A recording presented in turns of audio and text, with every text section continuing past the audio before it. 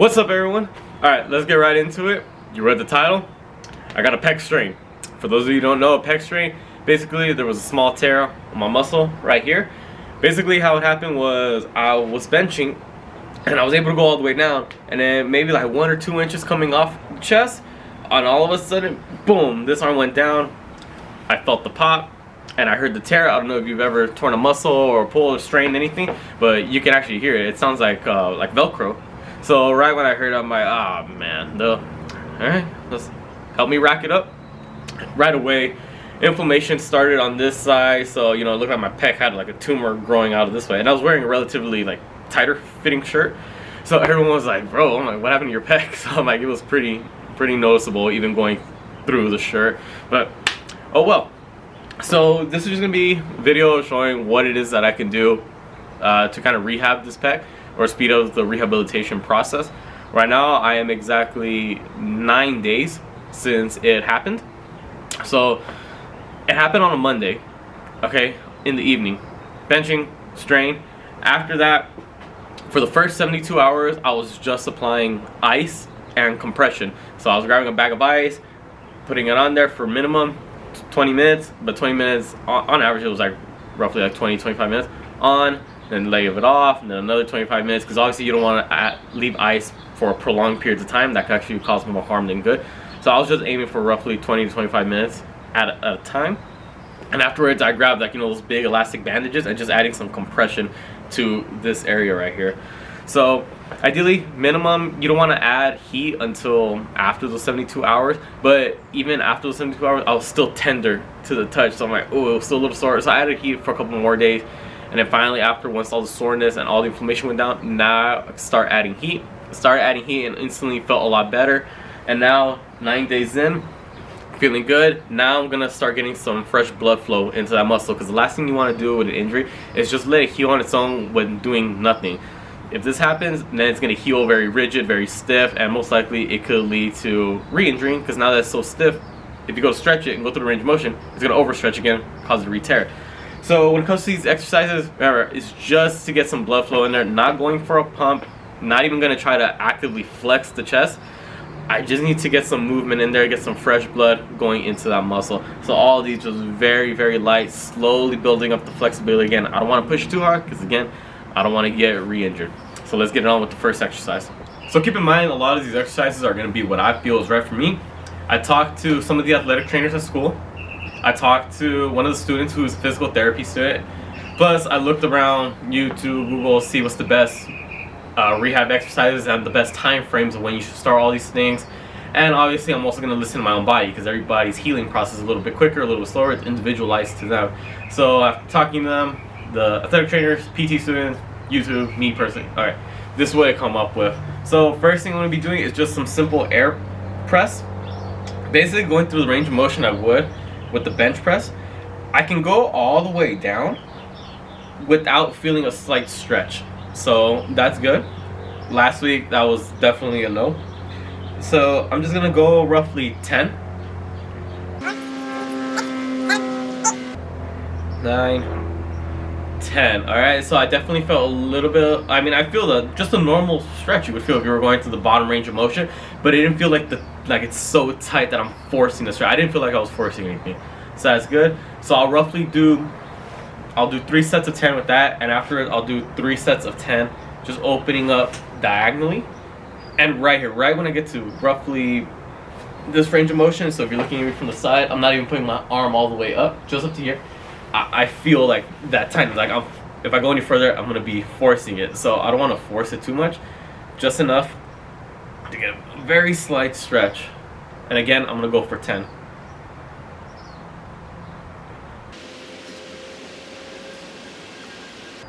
Alright, 10, and then the other way, 10. Just think about like you're doing an X.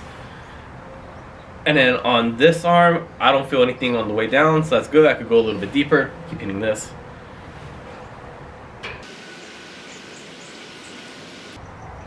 Okay, so that was it for those. I'm gonna do that for 2 more sets of 10 in each direction. 10 more air presses, 10 opening up diagonally one way, and then 10 opening up the other way. Okay, just got done with those 3 sets of 10 for each way. Remember, be very mindful of these. You don't want to push it too hard. If you go up too much, you feel too much of a stretch, you could be opening up that wound again. All right, we want to be safe. Don't rush the recovery process. Take some time. All right, it's better to take your time now instead of having to start all over if you re-injure yourself. So second, I got this idea or this video from Nick Wright. I just saw him on YouTube. He also had a pec strain, did this exercise. I'm like, man, I could really see the benefit in that. So ideally what you would need is a slingshot. For those of you who don't know what a slingshot is, you put it around your arm and it's got a band going across. So this way, as you come down a bench press, the band is going to be stretching because obviously you're pulling it over your chest. So this way it helps you with the bottom portion of the bench press. It takes a lot of the weight off. So I don't want to spend 60 bucks on a fucking slingshot. So I made my own out of a regular knee wrap. You see, it just has two armholes, one for each side. It's got the band going across. I just sewed off the ends, so it stays like that. And I just put it, slide it up. So again, you can see as I come down, the stretchy part in the middle will stretch over my chest. It takes off a lot of the weight off the bottom. So that way, boom, literally you can slingshot your way back up. So with this one, I'm gonna go ahead and do 3 sets of 10, just pulling back as much as I can and going into it. This way I'm forcing my elbows back. So it is technically working my back. I'm not technically, it is working my back more. But by forcing it, I'm forcing it to go through my chest, to go through more range of motion. And then I feel again the stretch right here, but it's the same feeling I have right here. So I don't feel like I'm forcing where the strained muscle is. This just feels like the normal stretch I would feel if I were to go through the bottom range of motion for any movement. So again, just listen to your body. Don't force anything too much.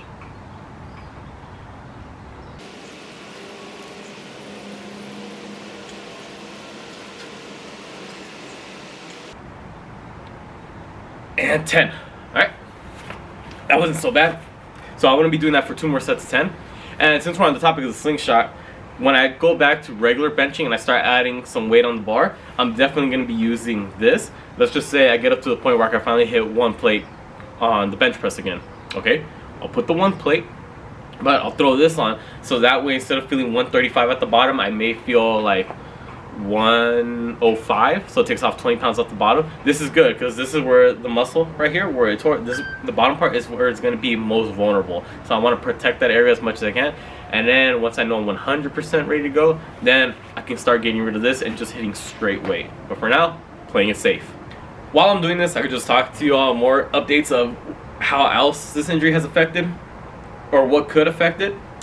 Ideally, when you injure yourself, you want to try to use the muscle as least amount as possible within the first 72 hours at least. So what I did personally, since it was on a Monday, I took the rest of the week off from upper body at least. All right, because I already knew if I tried doing any type of upper body, it's going to be using my arm regardless. I want to try to rest it as much as I can.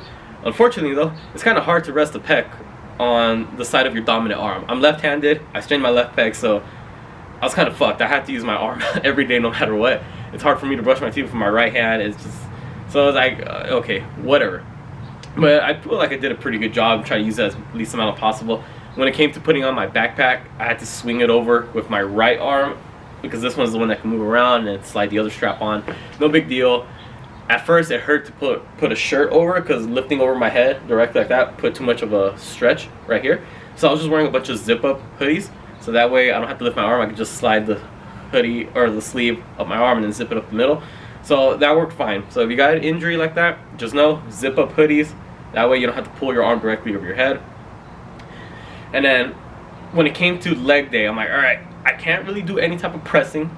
So an upper body push is out the window because obviously, you know, the pec is injured. And then even an upper body pull was a challenge because, like I said, if I go down in the range of motion like I'm going right now, up to a certain point, that's when I start feeling too much of a stretch and it was causing pain. So I'm like, fuck, that's out the window. What I was able to do though, legs and arms. Arms, because obviously you're not moving, your chest is not going through any range of motion. It's just your elbows that are flexing and extending. So just a lot of cables, a lot of curls, extensions, you know, little things like that, which is better than nothing. But for legs, man, that one had some challenges, but when it comes to injury, just work around and do what you can with what you got. So I tried squatting and I couldn't get my arm, I think that was 10. I couldn't get my arm directly out to the side the way I can right now. But thankfully, I have a safety squat bar. So a safety squat bar, I can put the handles, I just have to hold it on right here. So there's no stretch, and that worked out perfectly. I was able to get my, whatever weight it was I was trying to get for the amount of reps and sets. No strain on the pec whatsoever. For lunges, again, I was supposed to do walking lunges with bar on my back. That wasn't gonna work because, again, I couldn't open up my chest. Was gonna do it with dumbbells, but eventually, like, as I started fatiguing, I kept gripping onto the handles more and more because I kept losing my grip. And it was a couple times where I flexed my whole arm to grip it as hard as I can. I kind of accidentally flexed my chest too, so I'm like, oh nope, that's not happening.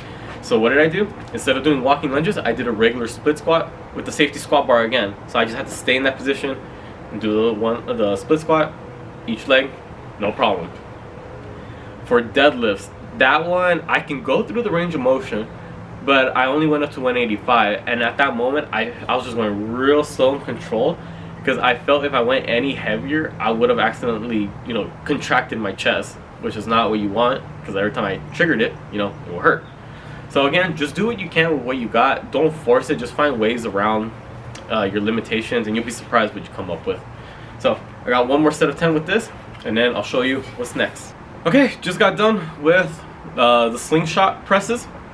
Definitely got a good pump in my back, which is good. Went through the range of motion, didn't feel any pain. So now I'm actually going to be going into some dumbbell bench press. Now, when it comes to this dumbbell bench press, I'm not doing it to get a pump in the chest, alright? I'm not looking for a full-on workout.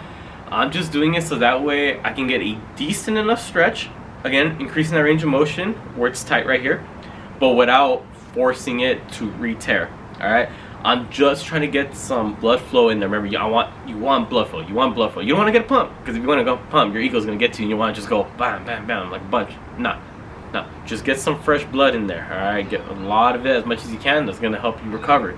So I'm only doing 5s, alright? And if I had lighter dumbbells, honestly, I probably would go with like 3s or something. Because like I said, I'm just going through the range of motion, and I'm going to try to keep my elbows as tight as I can to my body. So this way I can rely a little bit more on triceps. I'll still get that good stretch, good range of motion in the chest, but I'm not flaring my elbows to the normal form, which is roughly around 45 degrees. That causes a little bit too much of a stretch for what I feel comfortable with right now. I mean, I can do it. I feel no problem, but I mean, I'd rather play it safe right now, so I'll go a little bit more tucked in. No problems whatsoever. All right, let's get it.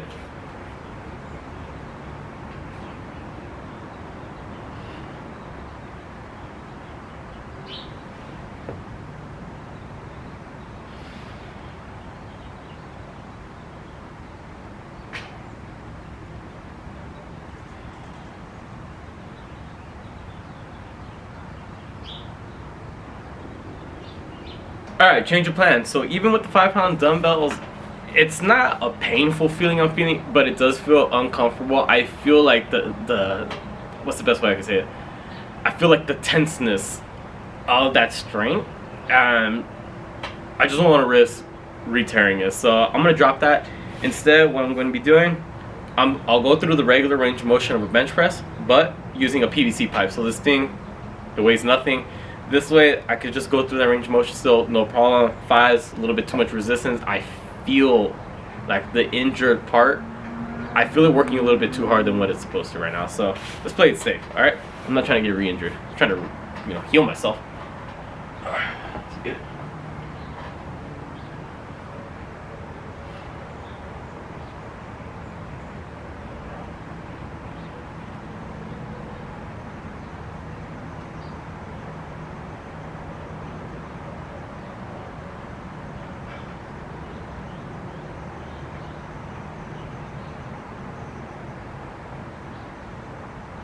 Okay, that felt a lot better.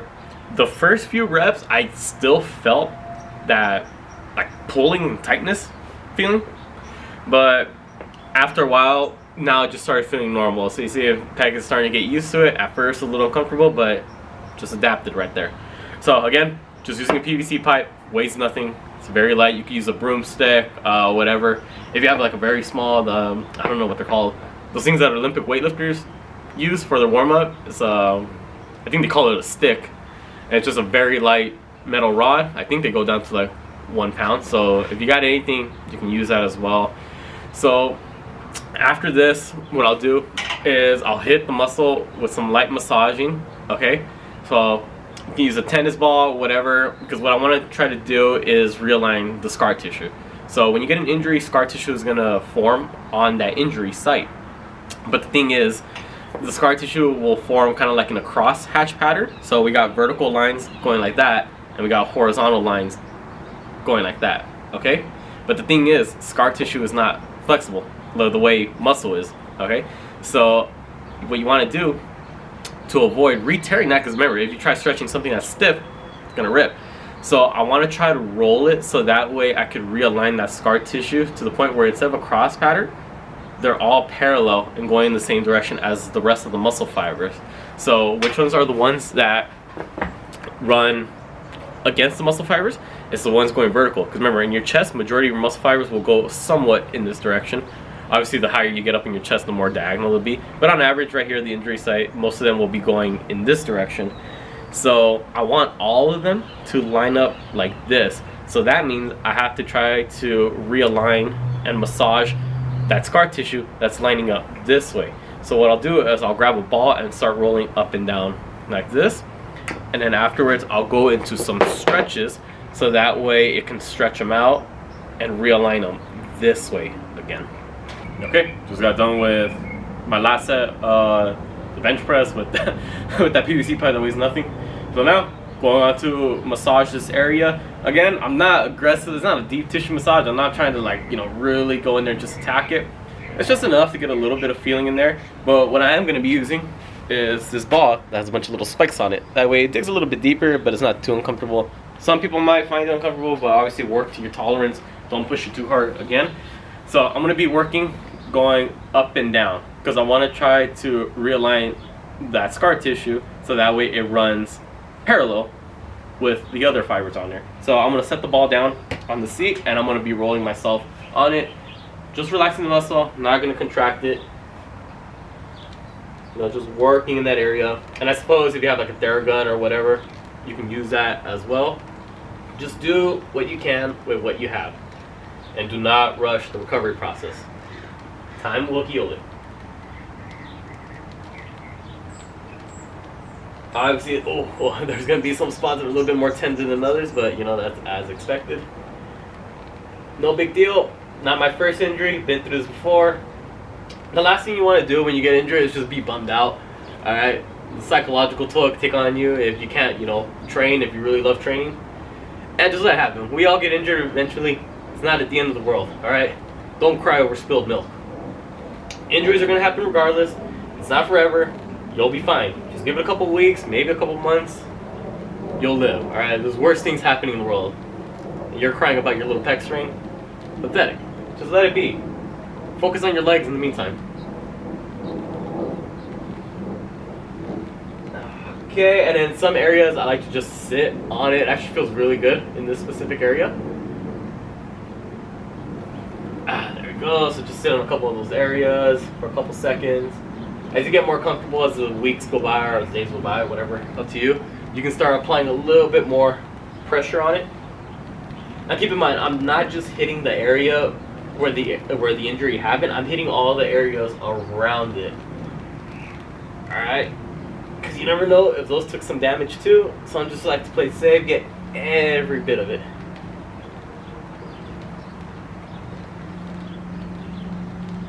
And lastly, just going to finish it off with floor frame stretch.